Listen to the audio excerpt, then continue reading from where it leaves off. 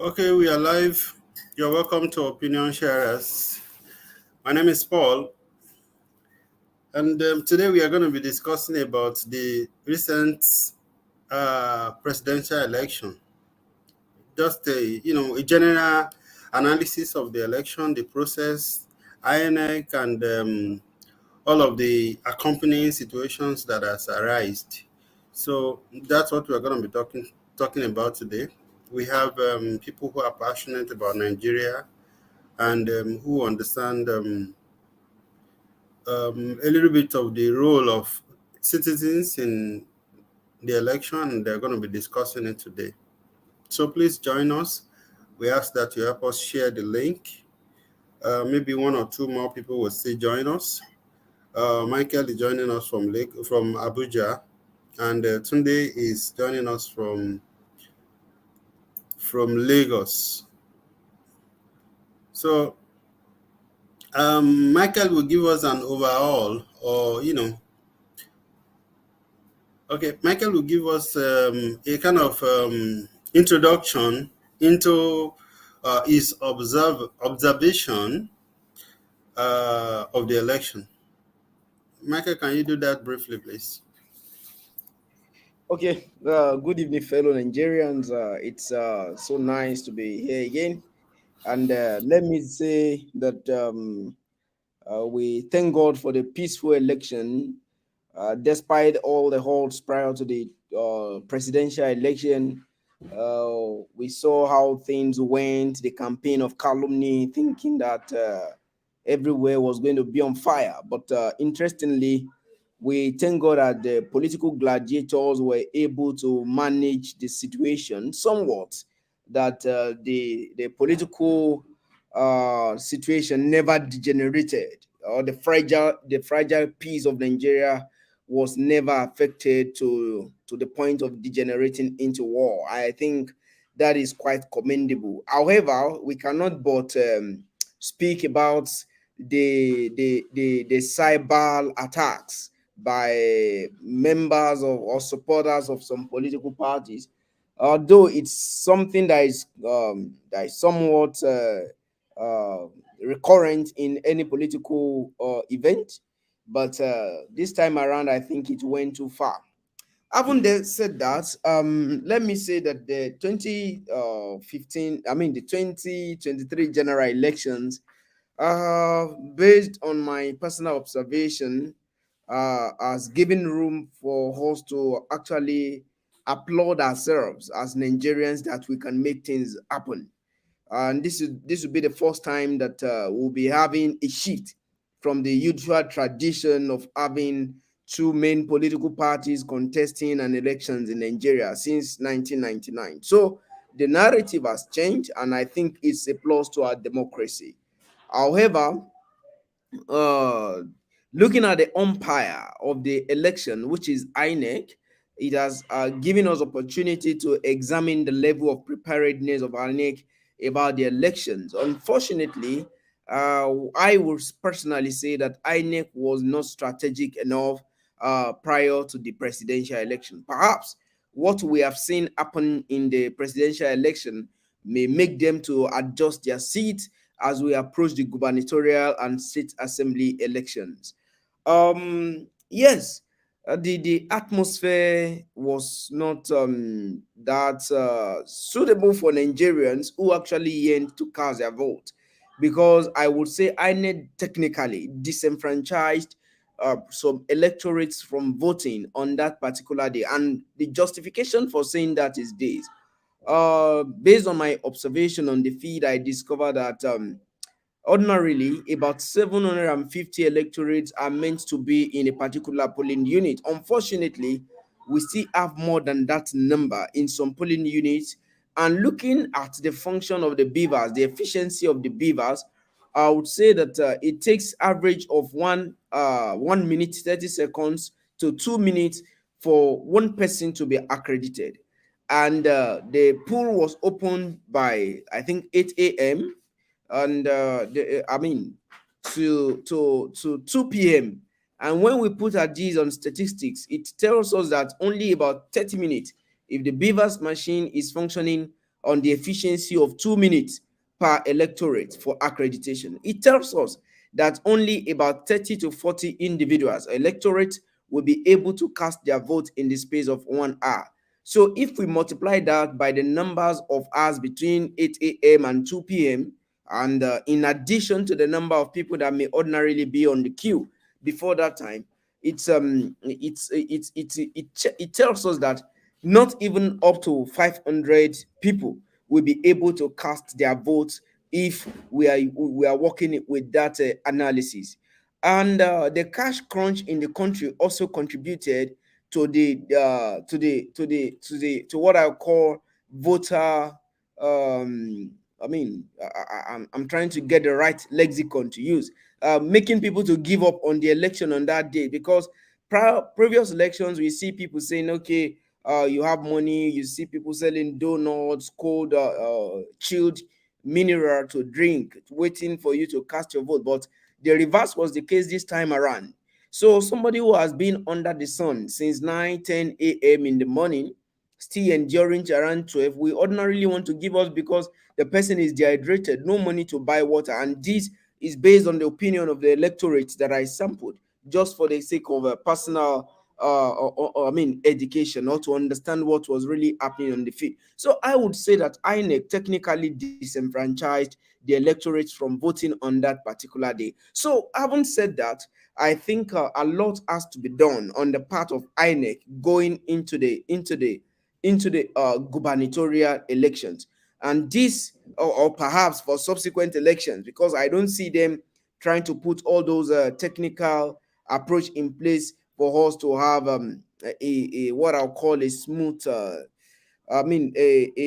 technically itch-free gubernatorial elections. However, all those administrative problems can be solved, like lateness of INEC ad hoc staff and INEC ad hoc staff rather, to the polling unit, because in some places INEC officials never got to the polling unit until 10 a.m. So if you say poll open by 10 a.m. by 8 a.m., for example, and people are just resuming their duty post by 10 a.m., you have disenfranchised the electorate from voting. There is already a deficit of 2 hours. And I was already on feed at 7:30 a.m. on that particular day. And I saw, large numbers of electorates on the feed. So all of these put together are things that INEC should try to avoid going into the gubernatorial elections. And perhaps we may have higher number of electorates in the gubernatorial elections than we recorded in the presidential elections, only if INEC will be able to actually work on those administrative issues that I really pointed out. And the argument about the transmission of results from the polling units to the server, that's another subject of discussion. But it boils down to the inefficiency or lack of adequate preparation on the part of INEC. So permit me to rest my case here. Thank you. All right, Michael, thank you very, very much for that extensive intro. That gives us a general overview or idea of some of the things that happened during the election, and some of those things we are going to be talking about individually. I believe that Alade will come on. Oh, okay. All right, he's trying to join again. Tunde, if you can hear me, I was going to ask you a straight question, and that is, there has been wide claim about that the election was grossly rigged. And being an observer, someone who experienced it in the heart of it, which is Lagos, I want to ask you, do you think that election was grossly rigged? And what's your opinion regarding that? Tunde, are you there? Well, good evening, everybody. Good evening, fellow Nigerians. I am pleased to be back here again this evening.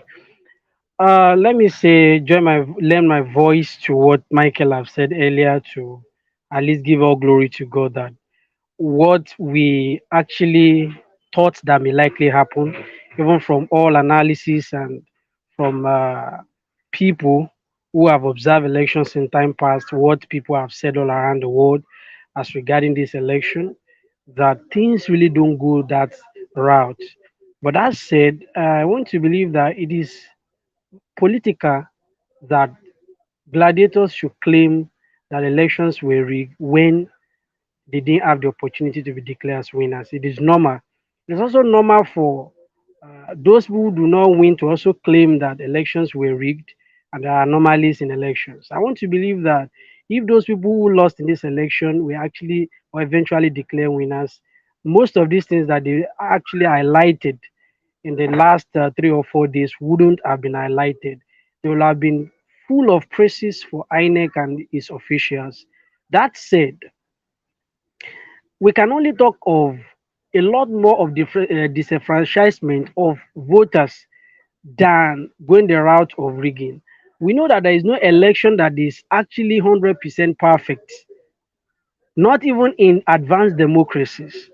Then, that said, we can not say that simply because there are people that were disenfranchised, the anomalies coming from INEC now now stand and come out boldly to say that the election was 100% rigged. Now, if we have to look at the popularity of these candidates, their capacity and their reach, we will know that even if all the electorates were given the opportunity to vote, like I keep saying, election is not about emotions. Election is not about what we wish. It is about playing the game according to the rules of the game. Election is about numbers. And it is he who has the number that has the numbers with him that will be eventually declared winner. Not he that has the best policy or he that is more eloquent or best spoken in the course of the campaign. That said, these candidates, they've all gone out in the last 3, 4 months to campaign, to canvass for votes. They've done their work, they've done their homework, and they've bring team together to help them win the election. But the truth remains that only one person will win in this election, and that person has emerged. Therefore, there is always a room to seek for redress in the court. But as far as I'm concerned, with all I have seen in Lagos monitoring the election, starting from my own ward and other neighboring wards I toured during the election, I can confidently tell you that the election, to a certain extent, has been won like 70% by the eventual winner that was declared by INEC. Again, let me repeat that even our listeners and our viewers at home have the right to feel bad, to feel emotional. But the issue is not about feeling emotional or feeling bad. It's about getting the right numbers in as at when due. And that is what the winner of this election has done. So for me, the election may not be fair enough. The election may have its own anomalies. The electoral umpire may not do those things that they ought to have done. But the eventual winner did won in the real sense. And the court is there before us to give answers to whoever that approach the court for a redress. All right, thank you very much, Tunde, for your opinion on that. Now, I want us to, Michael, are you sure that you are here? Abi, Madam, don't cook finish ni. I dey see I your am eye dey here. go one side. I'm Okay. trying to be smart. Okay, so I wanted us to talk numbers. Okay, if you I have a data in front of me here, from 1999 up to date, this seemed to be the time of 2023 when we had the highest number of registered voters. It has been increasing actually, maybe by 10 million. Okay, so in 2023, it was recorded that we had 93.5 million registered voters. Now, who voted? 25.3 million people voted, according to INEC. And this is data that was compiled by Punch, so I have no copyright right over this data. and I didn't fabricate it. And the turnout rate was 27%. It is the lowest according to data since 1999. So, and personally, I have been thinking about it. I do not believe that it is voter apathy, even though, like you said earlier in your intro, that the turnout may have been, some people may have been discouraged because they have been standing in the sun, and normally you'll be able to buy puff puff or buy water, but this time around, people had no cash to buy puff puff or buy water, even if they wanted to buy. So maybe some people may have been discouraged and went home. But based on the excitement that we saw on the street, I feel like more people were interested in the election than previously. Yet the numbers is contrary to the expectations. So what do you think happened? Yeah, I would love to address the matter in three ways, not really attributing that to anything, and permit me to say that first, this election has really further given us room to become curious about the population of Nigeria. Number one, because there is a sharp drop in it, and when we look at all of these, because this will be the first time, as you have rightly pointed out, that Nigerians will really show interest in our elections, or improved interest, so to say. And we are supposed to see the effect of that interest in the election results that we have seen declared by INEC. And when we look at this side by side, also with the cash crunch in the country, is also a factor that we really cannot neglect. Because I know a particular polling unit where people never voted because of technical issues. They brought the beavers machine, all manners of administrative abnormalities, avoidable abnormalities on the part of INEC. So just imagine if such could happen in a polling unit in the Federal Capital Territory. Imagine the suburbs, imagine the interlands, imagine the places where you have to travel several kilometers to the polling unit before you could actually get to where voters really need to meet with the voters. So all of these elements put together, the administrative inadequacies of INEC, number one. Two, the cash crunch in the country has also contributed to the shortfall. So I ordinarily believe that Nigerians actually would have turned out, or would have aggregated more number of votes than we have seen in the last election. Okay, we have the statistics, 27. That will be the lowest ever. And let me also add to this that the introduction of beavers into the electoral system, perhaps let me use the word game changer, because that was a device, the last electoral device was called. Perhaps it has reduced the number of this issue of voting abnormalities. I may not be able to get the right word to use now in the electoral system. And people can now say, okay, it is me that is voting, nobody is voting for me. But that does not mean there were no electoral manipulations. We need to take note of that, because we saw some videos online, and no party can be entirely exempted from these among the major the three political parties that contested these elections. So when we look at all of these issues simultaneously, we discover that it has really contributed to it's a sharp fall in the percentage of the turnout of the turnout rate. When we look at it simultaneously with the total number of registered voters, it really does not speak well of how the elections turn out to be. And just like I earlier said, this data should give INEC reason to worry about that administrative inadequacies, inefficiencies on their part as we approach the next election. Thank you. All right, thank you, Michael. Still staying with this data, Alade Okomo, I personally feel, and this is my personal opinion, so it's okay if somebody disagree. I have been saying for a while that I don't believe Nigeria's population is up to 200 million. In fact, it has been said now recently that we are 250 million. Okay, there are some people would just say, "Oh, Nigeria is over 200 million people."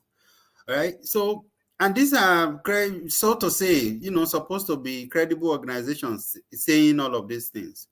But I think the fact that Beaver's machine was used probably reduced inflation. We know that people do inflate.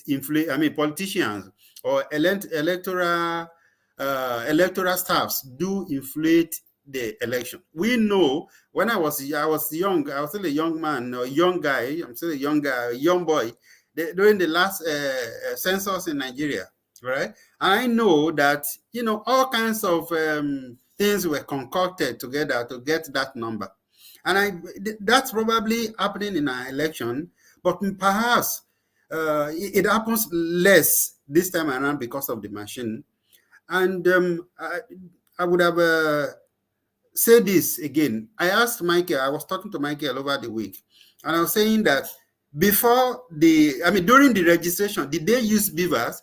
And his answer was that there were people who had registered prior to the introduction of Beavers. Those numbers remained. So they only added the new ones that registered by the new technology. So which means this number itself, this 93 million, could actually consist a lot of lies. Anyway, Tunde, the question is, what's your view? Do you think that this speaks to the population that we've been seeing? Well, as far as I'm concerned, there is no data coming out of Nigeria that I want to believe. Because starting from data collection, data appreciation, the usage of data, accessibility to data, everything is shrouded in the darkness. We don't follow due process for data collection. We don't value data. We don't make use of it. We either inflate or deflate data.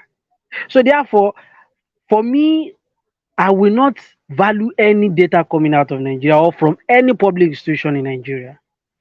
That said, when you look at these statistics shown up here, it's a shame, a big shame on us that all of these things went down this way. Let me give you an instance, the example of my own polling unit.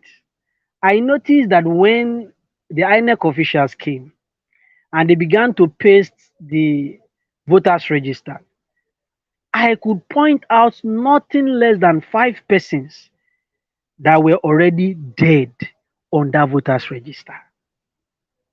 And you are talking about if the 93.5 million registered voters that INEC is talking about is correct. If in a polling unit that we are less than 500, we are having 5 persons that only me I know that these persons are dead. We are not talking of people who have relocated. We are not talking of people who have traveled out. And so INEC did not account for all of these things, and they just come out and tell us that 93.5 million people have registered to vote in this election. That is not good enough. And we going out as citizens to vote, there is more to it. There should be more to it than voting for the right candidate. Because informed decisions ought to be built on whatever that comes out of an election in terms of data and the statistics. And here we are. We have this thing called multiplicity of data in Nigeria. It's one of the key problems we have in this country. Situation where one person will register and have an ID with INEC, register and have an ID with national ID. You register and have an ID with your BVN. You register, you have another ID with your birth certificate. You register, have another ID with Other if you safety have commission. if you are operating 4 banks, you have different IDs with those 4 banks. Why are we doing that? Can't we synchronize this? And in time past, they've tried to synchronize these things that if you don't have a BVN, you will not be able to access. Maybe if you don't have national ID card NIN, you will not be able to access your BVN. You'll not be able to access your account. They know all of these things. They are trying to connect all of these things. Yet it's not working. When it comes to where we ought to use those data to make informed decisions, we shoot these things into darkness. It is a manipulative decision, deliberate decision of government and its agencies to do that, because they know once we begin to have accurate data about our population, accurate data about our geography, then our survey will begin to ask some relevant questions as regards to how we are being led. We'll be calling them to accountability on the resources in their care. Now look at it this way. The youth troop out with the aim that, thinking that with 93 million registered voters, they will be able to make a statement. What if we are now telling you that the data that INEC actually shown out is not close to half of what they've said? Even in about 20 years now, if this is the lowest of all of them, and with all the hypes we've had in the media, this looks like the time that we have the highest number of registered voters, then what is the issue? We now bring into consideration the policies of government, the decision of government going into this election. If the government itself believes that the election is crucial in making further decisions for the country, the policies of naira scarcity or naira transfer or whatever shouldn't have come in the first place. There are better ways to do that,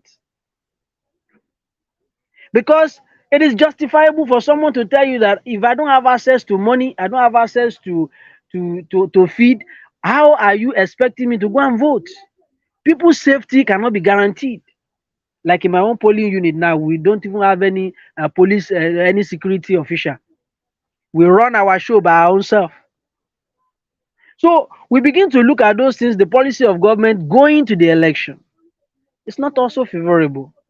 So by and large, for me, with the way we collect our data, with our attitude towards data appreciation, with our the standard of government institutions who are responsible for all this data collection, and with our data not synchronized into one body that can help us, I don't think what INEC told us is actually true. They've actually, in one way or the other, lied to Nigerians. And because we have bought into that lie, that is why you have so many aggrieved persons on the street today that their vote didn't count. 5 persons, I repeat again, that I know myself, were dead people on the attendance register in my own polling unit. So let's begin to look at it from that angle. Thank you. Okay, thank you. I also would like to add that sometimes it is also we, the citizens. I think people believe that when we inflate our numbers, that we can benefit as a community. I think people believe that, for instance, when they, decrease or increase their age, that they can benefit something. So it is we, the people, when the election people ask you a question, or the electoral the electoral staffs, when they ask you your name, it is your responsibility to say, this is my name. They ask you your age, you say, this is my age. The same thing it is with census. They ask the Baales, I understand in those days, they will ask the leader of the family, how many children do you have? How many people are in your house? You understand? Anyway, let's move on away from the. A minute, let me chip in something at that point. Okay. I think that it shouldn't be the responsibility of those people that we want to call into account in this regard. I don't think that it's their responsibility to be asking the head of the family how many children do you have, or all of that. If we get the right thing done right from onset, the issue of birth certificate. Why do we issue birth certificate? Every child born in this country is supposed to have a unique ID at the time of birth, and that unique ID is supposed to be such that you will be monitoring as time progresses, so that at the time of birth you will even also be able to account at any point in time for the number of persons living within a geographical location. That said, another thing quickly is the issue of census. Over 18 years now that we had the last census, and I don't think that that is the position of the law. The position of the law should be maybe 10 years. Now this is 18 years. We had the last census is in 2006, and we are in 2023. So if a government who think that successive government now in this regard, who thinks that they mean well regarding data and they know the value of data in its true sense, they won't do that. Now we cannot begin to blame INEC now when government itself have a national population commission that has failed in its duty for good 18 years. And if Okay. you ask the president today, how many are we in Nigeria? I don't think the president can give you an accurate data. Let me stop there. Thank you. It's unfortunate that with this, even if the president say this is the number, I won't believe it. If INEC say this is the number, or the national population, whatever, if they say this is the number, I won't believe it. Especially this election result has proved it that there is something fishy. Anyway, I guess when we are ready, we will get to that level as a nation. Moving forward to this election, focusing on it, I have highlighted some of the issues that I personally observed, and the guests also can mention some of the things that you have observed. So the next thing on my list is the frequency or popularity or the use of fake news in this election. Personally, I was overwhelmed by the things that I was seeing on the internet. It is believed that close to 100 million Nigerians are now using internet, frequently. We don't know how, but I think that we can believe that because it's coming from the tech companies. All right.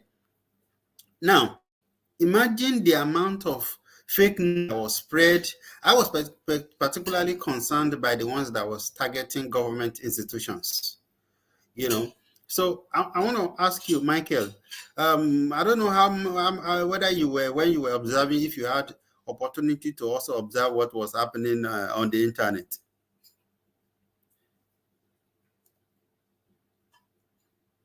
I did observe, though personally, and it's what excuse me, I will say boils down to the failure of the institutions of government.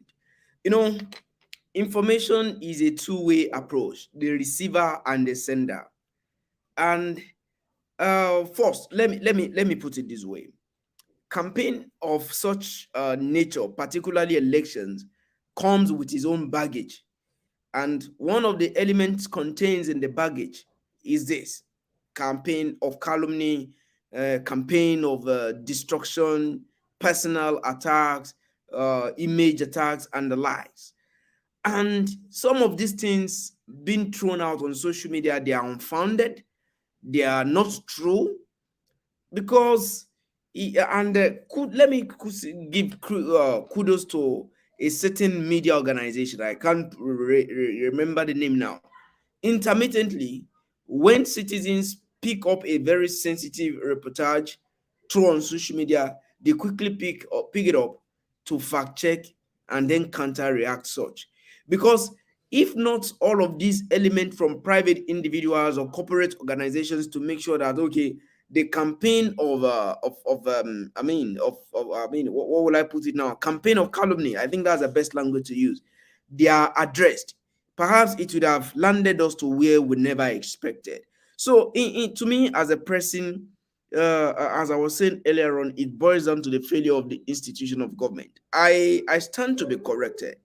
In this election, except for few occasions that I tuned into the television station, I never see any where the National Orientation Agency entered the community to say, this is what is so, this is what is not so.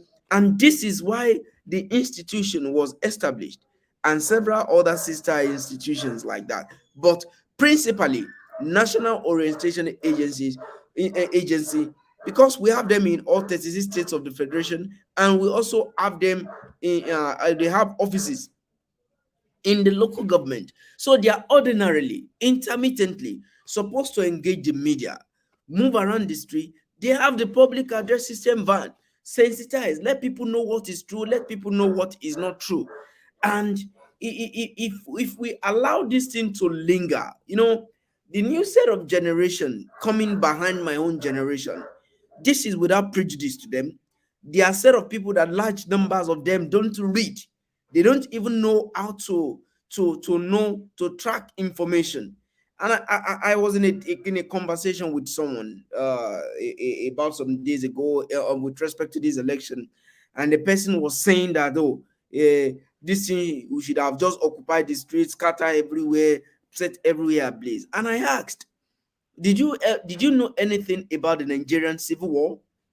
He said yes, and that it was a war against a particular ethnic nationality. And I asked, do you know how many millions of people that lost their lives as a result of that singular scenario? He said no. And I asked, what is now your own justification for saying that everywhere should just be on fire because they denied us our mandate and this and that and that? I now had to sit the person down that, okay, take your time, go and read about the Biafran War. Then let us come back to roundtable. I propose a date to the person. Okay, give me the date you feel will be convenient for you. Say so and so date. As I'm talking to you, I'm the one doing a follow-up on the person. So let us have a conversation about the matter. What I'm saying in essence is this. There's a way information, when it is being overflowed, it becomes, it saturates in the subconscious mind of people, and particularly people that are not that informed, people that cannot take concrete decisions, disregard information. And these are a set of people because they are more in numbers compared to some of us, to some of us who are possibly informed. So, and they have a way of amplifying this information, and it will continue to cause a whole lot of damage. You just see information on social media and you believe it's hook, line, and sinker without necessarily checking what is the source of the information. The source of the information alone should ordinarily tell you that this thing is untrue. So it's a source of worry, it's a source of concern, and I think, if I may be correct, this coming administration may have a reason to actually look into some issues about the media. I only hope that the media will not be gagged. Thank you. All right, thank you. Let's hope that they are able to do it such that they don't deny us the access to be able to, hear our views, and then they don't hinder our freedom of expression. Today, I was watching, after that demonstration of Dino Melaye during when they were counting the results. And their first was this their first or second press review. The chairman, was it the chairman? I think it was IU, the chairman of PDP. That their joint press review with Labour and PDP. So he said that the election result in Katsina in 2019 and the election result of that same state in 2023 were the same. I mean, somebody who is the chairman of a political party as massive as PDP is an institution. Okay? Now, you are now lying, telling a lie, a blunt lie against INEC in that kind of forum, whereby people, all over the world, because a lot of people were interested in the election across Africa, across the world, But thank God that the Arise anchor, immediately after that, their live press whatever, that guy now said, just for the purpose of information, that the figure that guy said was not true. I felt relieved because I also believe it. And when he said it, I also believe that something must be terribly wrong. And few minutes later, you know what people have done? Exactly that small place where he said that figure of 2019 and the figure of 2023 was already circulating on Twitter. And people were already sharing it and sharing and sharing. And I said, something is wrong with us, man. I mean, I'm sure that people who saw that should also have seen that a few minutes later, that guy corrected and said that was not true. There was also yesterday, there was also a press release from European Union that observes that election, saying that the INEC did terribly, that INEC should be cancelled, and the result of the election declared should also be cancelled. And they put the logo and the name of European Union on top of it. I said, these are major institutions that are being targeted. This is wrong. Something. I mean, if it is APC attacking PDP, or PDP attacking the other party, and Labour attacking Tinubu with Balabulu, we can still say, okay, it is the gbasgbos that comes with a campaign, But this one, you are directly targeting institutions, which could make things go wrong. Because our investment in government, in most cases, it's our belief, our trust, the belief that, this is true. Somebody said the actual value in money is that people believe in it. People believe it is money. Because when you look at it, actually, it is paper. It's nothing but paper. But the fact that we believe in it, we cast our trust in it, and then that's where it becomes a legal tender. Tunde, I would like to ask your opinion. What do you think we can do, in this age of technology and social media, especially? Everybody is now journalists. Even the so-called journalists, you can't trust many of them. Sorry, but I had to call out some people over the week. I listed their names. I don't know if you saw it. I listed their name, and there was actually a BBC publication that also listed some of these names, including David Udein, including Rinu. These are people that has over. If you combine the two of them alone, they have almost 1 million followers on Twitter. And Garba Shehu, and all of these guys, both Labour Party and the APC. So, today, what do you think we can do? Well, let me first ask before I attempt or respond to what you have said. I know that there are no lawyers in the house, but I know that to parliamentary activities. Is there any provision of the Nigerian Constitution that make lying a punishable offense? Well, that would be a difficult question. I don't know whether Michael know of that. That is when perhaps it has to do with defamation of character. Then I can charge you to court. Well, then whatever the court says, you face the consequences. So can INEC, if I would ask a follow-up question. So now it means that. Go ahead, it means that within.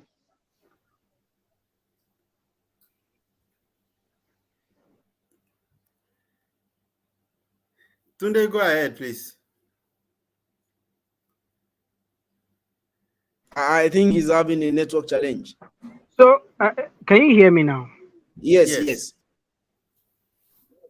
Okay, great. So, if there are no such laws that is as clear enough to all citizens that makes lying as a citizen a punishable offense, then we may be having a whole lot of setback. That said, secondly, the issue of social media, I think we have now come of age in this country that we have a regulation for social media.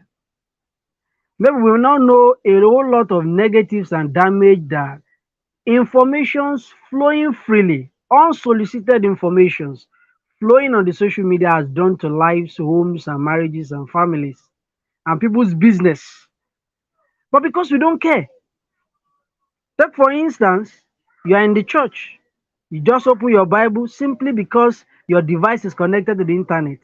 They bring a nude picture, unsolicited nude picture. Even these days, they even bring videos, sounds, nude sounds just to your device because you have your device connected while you are using your Bible or you are using any of your PDFs.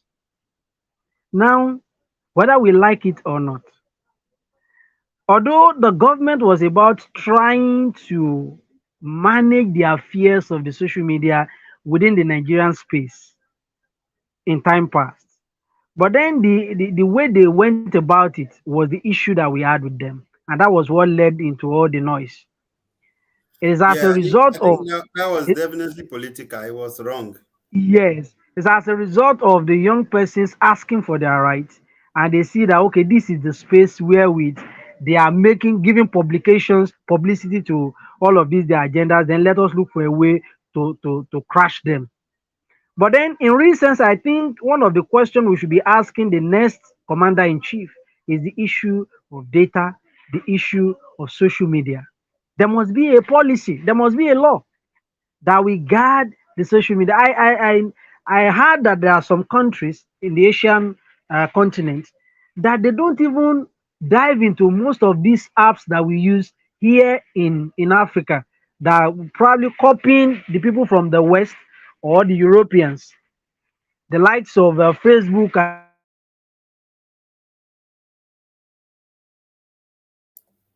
Yeah, I don't subscribe to that either because, like in China, I think they don't allow them to use Facebook. They don't allow them to use some applications. But I don't subscribe to that personally. I think people should. Nigeria is a democracy, and like in China, it's not democracy. So.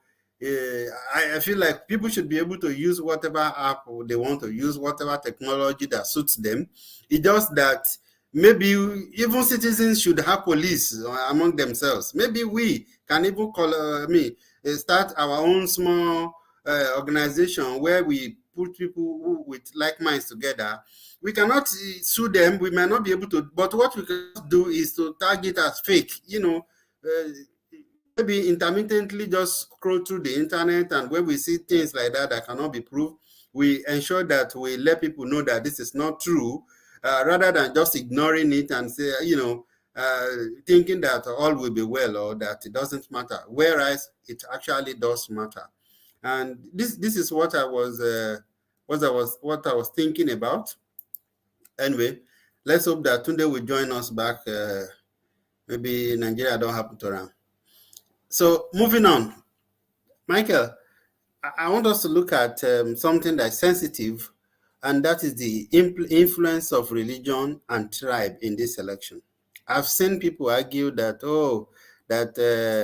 religion, it was tribe that happened and make some people lose, or that help the winner and won the election. Especially, somebody said that Ekiti people actually voted for Tinubu because of stomach infrastructure. Another person said it was purely tribal, and make it look at. And my position has been, anyway.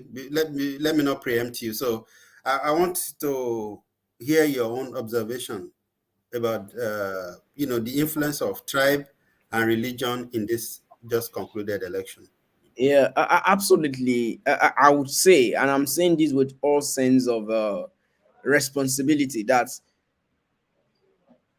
I mean, as long as we live, or as long as Nigeria remains, on except because I'm only trying to get the right lexicon to use.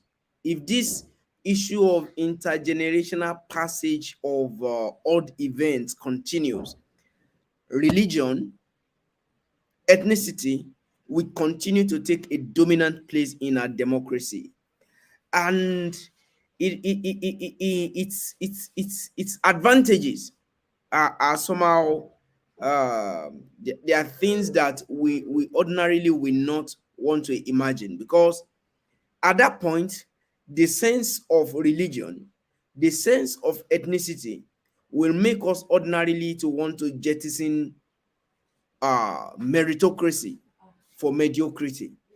And it has been like that since the beginning of the Fourth Republic. We have seen that happen.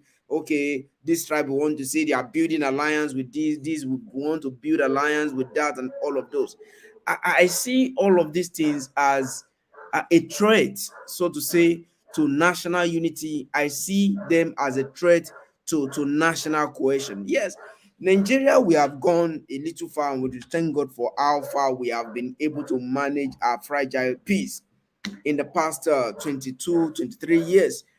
But if we now continue to allow things that ordinarily should not count, like trying to sell people, trying to patronize people to believe in your own ideology because you feel like someone should not be the president of your country, let people be the one to decide what they want.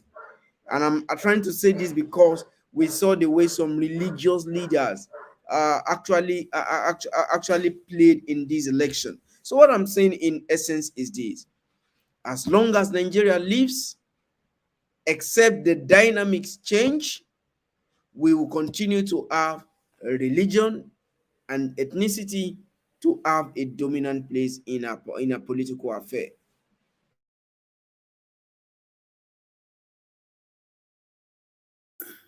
All right, Michael, thank you. I hope Tunde, okay, Tunde is connecting back. Tunde, you're welcome. I hope say na NEPA abi waiting. Abi na Glow or MTN. I want to believe it's Nigeria. Okay. So I want us to grind towards closing now. And I want you to, maybe Michael also would answer this one after you, after to Tunde. And the question is the result of the election. All right. Um, I don't want to put you, any of you, on the center stage, but I would have loved to ask: do you expect something different in terms of the result? That's one. Two, do you expect that there's going to be people saying we no go agree or we no go agree? You understand? So feel free to dance around it if you don't want to go. I mean, answer it however you want to. Well, in the course of last week, I and Michael we spoke virtually every day. In fact, on the day of the election, I think we spoke about twice, and a day after the election, we spoke again. And it's all about analyzing geographically how we expect the votes to come in. To a certain extent, we were able to get almost 80% of our predictions right. Though the prediction may not be tally exactly with the figures we are expecting. So, for instance, we expect the four major political the four major political aspirants candidates to win their strongholds. Peter Obi in the southeast and some part of south, which he did. We expected an Asiwaju Bola Tinubu to win the southwest, which he did. We're expecting a Peter Atiku Abubakar to win the northeast, which he did. And now where our prediction, they really work as expected. is that we're expecting a kind of heavy vote coming in for Peter Obi in the North Central, the Christian dominated North Central zone, like the Plateau, where the Labour Party are still contesting that they won heavily in Plateau State. Likes of Plateau, Benue, we're expecting that Peter Obi will have cost home something more bigger than what we expected. But then he still performed in those states, which will have to a certain extent. One of my problem in this election about the electorate is that our citizens don't want to give credit to the fact that we have made progress. We've made progress, and Labour parties should also be proud of themselves that they've made progress. They've been able to change the landscape of election in Nigeria. That said, we also, in our prediction, we were expecting a Kwankwaso to cause some kind of disruption in the card states, the likes of Katsina, Kano, Kaduna, Sokoto, Kebbi. We were expecting him to cause some kind of divide and rule that will have helped an Obi. But then we discovered that the issue of politics is still a traditional thing. It is a local thing. You cannot take it away from people who, in the last 20 years, they've only known just two parties. You cannot take it away from them within 4-5 months. Rabi Musa Kwankwaso did a good job in Kano by coasting home almost more than 80% of the vote in Kano. Let's take, for instance, he was able to get like 40% in Katsina, 40% in Sokoto, 40 in Kebbi, 40 in Kaduna, then the story will have been a different ball game. For me, I didn't expect anything short of what has happened. But what I will not accept is the fact that people bringing sentiment into this, thinking that this election is not about politics. People bringing emotion into this outcome of the election simply because you are passionate, you are rooting head on for a particular candidate, or bringing tribalism into the outcome of the election simply because we feel that okay, this particular geopolitical zone or this particular set of people has been disenfranchised for so long, having a share of the presidency. These are things that is normal. But then, like we say, it is politics. Like I said in my own post on Facebook, I have a leader, but a winner has emerged. There's nothing we can do about it. We have another 4 years to start the work of opposition. One, to help the person that has won remain on track.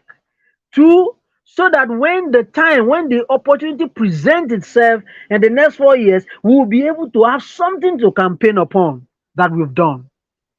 And for that reason, let me conclude by saying, if all the people in opposition, the Peter Obi, the Atiku Abubakar, the Rabi Musa Kwankwaso, and all other ones who wish to still aspire more, decide to go and sit down somewhere, or retire back to Dubai, or retire back to Nnewi, or to Kano, then they will also be cut short when 4 years will be here around the corner. So for me, I don't expect anything more than this. Then as regards people protest on the street or people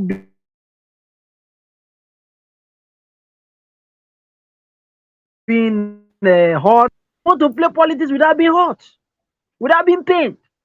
So then you just have to take heart, and go and wait for another 4 years. But while waiting,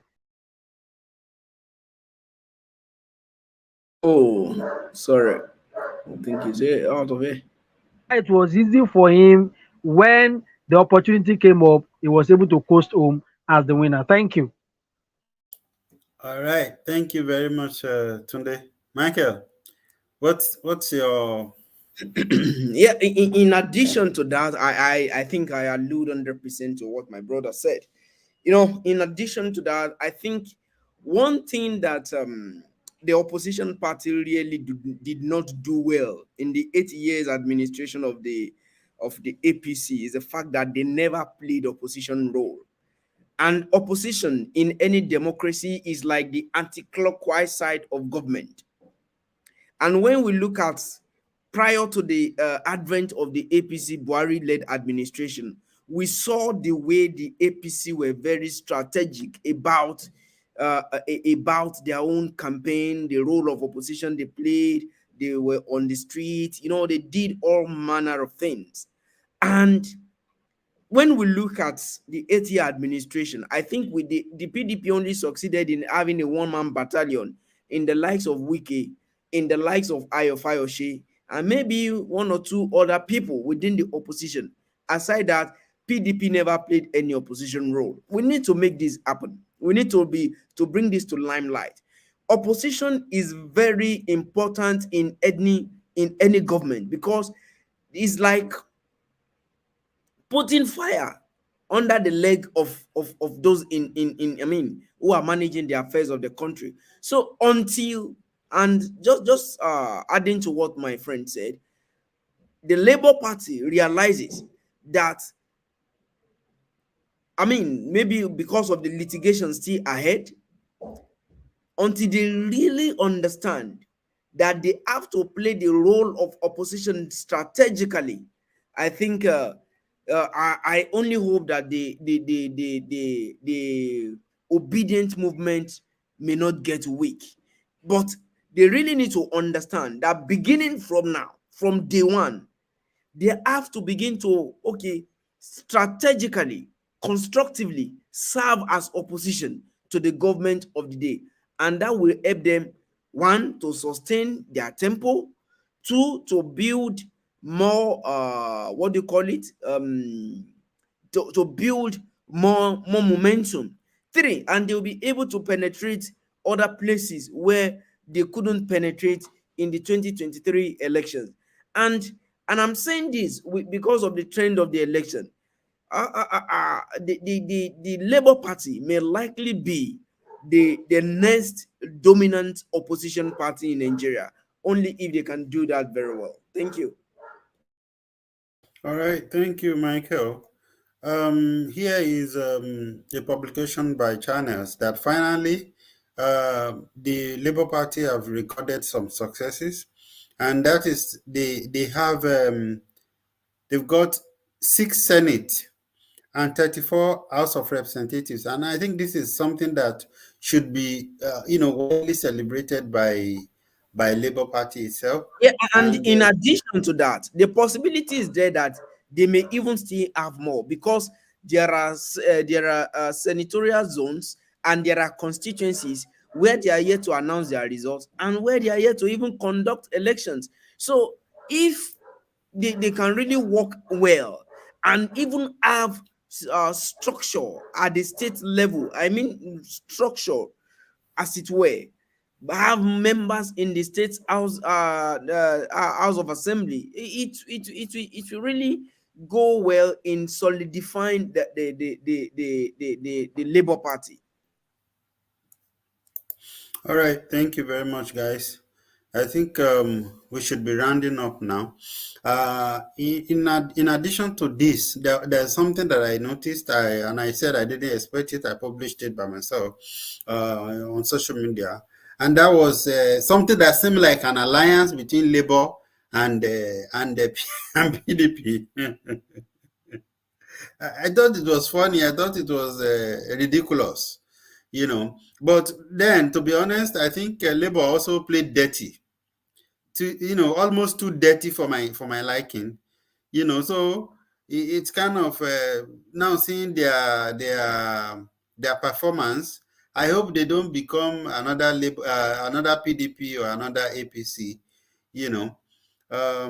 Anyway, is there any other issue you want to mention as we close now? In my concluding words, I will say it's just an appeal to Nigerians that please, we should be careful never to allow the fragile peace to degenerate into war. It is an appeal.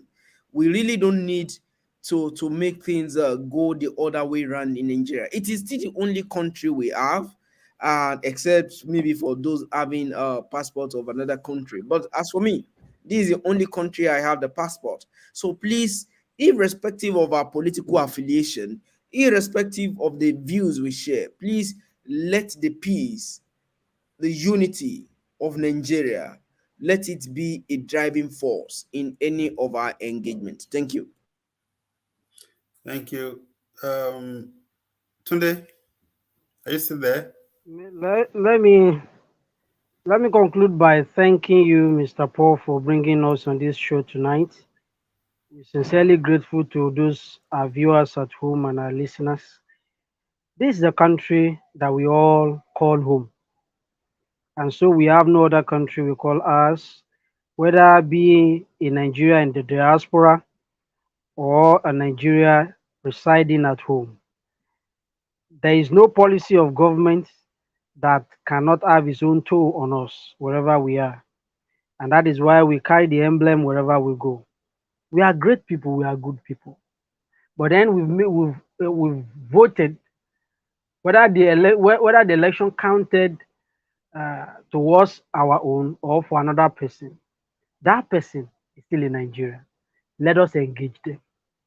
Instead of waiting for another 4 years or another 8 years before we start our engagement should be now.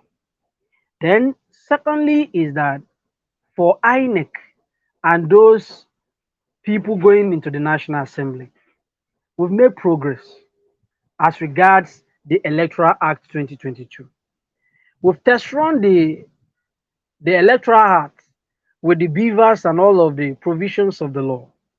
And we've seen the weaknesses and the shortfall of that law. We can build upon it. Like issues of electronic transmission of results right from the polling unit. Like issue of electronic voting. As you are voting, they should be seeing it directly all across the world. All of these things we can build on it. And so we should not go home to rest thinking that we've gotten everything right. We have only one country, and that country is Nigeria. God bless you all. Thank you very much, guys. I was going to write an article, but I have not been able to write it. And that is, I wanted to appeal to the emotion which I have seen across social media. I've seen people saying I'm going to block some people, that I don't want to see some people's posts anymore and all of those things. See, I understand that the emotion is very, very high. Some people feel disappointed. Some people feel hot. But the truth is that going into election is about number. It's also a fact that it's a game. Some people will win, some people will lose it. All right. I have an personal experience. In 2019, I supported Sowore. I supported him fervently, even though I know that he was new in politics. I thought that a miracle could happen. So I believed that Sowore was the best candidate and all of those things. But before the election, there was this argument about the young people who were joining politics that year should come together and collaborate. So there was one guy whom me and him were always having, back and forth. He was supporting Professor Moghalu. I was supporting Sowore. So after that coalition failed, and then people were talking about, it is Sowore that scattered it. It was him that didn't join them. It was all of this, all of those things. At some point, he blocked me. No, we both threatened to block ourselves. So before I know it, he blocked me. I also blocked him. Who blocked you? The guy. Yeah, the guy that was supporting Professor Moghalu. Even though I liked Professor Moghalu, but somehow Sowore was my favorite, and that went on. But I've been thinking about it this year that, people will be blocking themselves and blocking people that and blocking people that you have been seeing their posts, and because the emotion is rising, it's risen. Now that I blocked that guy that blocked me, I blocked him. I feel bad. I feel like it was immature. It doesn't make sense for me to have blocked him. But alas, it happened. I even almost blocked Dr. Sunday Adelaja for supporting Buhari that year. But this was somebody that has benefited me. When I published my book, I just sent it, I just emailed it to him once. He wrote an extensive forward for my book, but because he was predicting that, no matter, even though I like these guys, I love Showore for his upfront and all of those things, but I know that Showore will not win. Buhari will win. That I was angry. I said, how can he? Somebody that is so much intelligent, somebody that I respected, I was disappointed. And to be honest, I didn't overcome it until I was until I was talking to Village Boy about it. And Village Boy now told me, he confronted me with a question. He said, why do I think he doesn't have right to declare that he believed that Buhari was going to win? And my hand just dropped. That after all, he has a right, he has a choice. You understand? He doesn't necessarily have to align with my choice of candidate. He doesn't owe me that. And after I stopped following him. I stopped because we used to communicate. He asked his staffs to call me on the Skype, and then he spoke to me and said, "What happened? I've not been seeing you." And I said, "Nothing, sir." I was still angry all those time.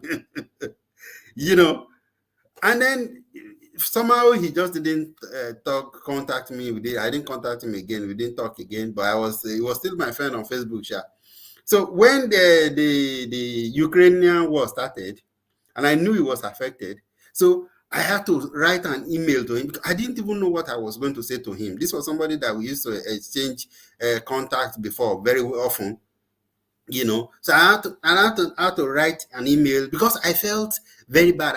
Somebody has been in that country for over 30 years. He has invested everything that he has, in that country, and somehow war happened and they had to escape for their life, So I wrote him an email and he responded that, "Thank you, I really appreciate it." And until after that email, that was when I now received peace.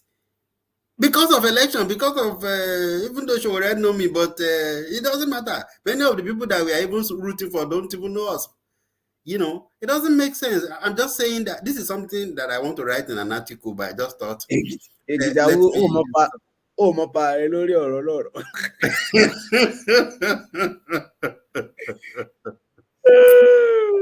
Anyway, thank you so much, guys. I hope that we can I understand. think the issue of politics to me is just like the issue of football. I have zero my mind. If I'm supporting a particular candidate today because of his ideologies and his competence and capacity to deliver, I don't block off my mind that tomorrow he may not begin to toe a wrong path. I don't block off my mind that there may be another person in the opposition that may have the capacity more than him to deliver. Therefore, I always have a very open mind on politics as one. Two, on football, I know that who will win, who will lose is a game. Therefore, I don't need to lose my dinner because of football. In So fact, for I me, don't watch football they're for brothers that and main sisters. reason. Because I don't want something that I'll be emotionally involved in, and then I would have invested in emotionally, and then it doesn't work out to me. Except if Nigeria is playing, that's when I watch football. And even when Nigeria is playing, sometimes I say maybe I shouldn't watch it so that I don't go get heart attack. Because eventually you see my leg moving there on the seat where I watch it. So I don't care about Messi is playing, Ronaldo is playing. No, Sabio, Chelsea, what all this. It doesn't matter to me. The only thing that is beautiful in those football is the beautiful green pitch. Apart from that, I don't care. Anyway, guys, we have to go. Thank you very much for your time. I hope we will still remain, that our relationship will remain regardless of who have won. Besides, they are in court now. We never know whether whether they can perform some miracle. There's been a lot of prophecies, even though I don't believe in those prophecies, though. Anyway, guys, thank you very much. So we will be back again by grace of God next week to discuss some other things or whatever it is that we will let you know whatever we will discuss. Bye-bye. I believe we have had a very successful discussion today. Thank you very much, Tunde. I invited Tunde just yesterday, so even though it was within short notice, the oblige. Thank you, Michael. Bye-bye, guys.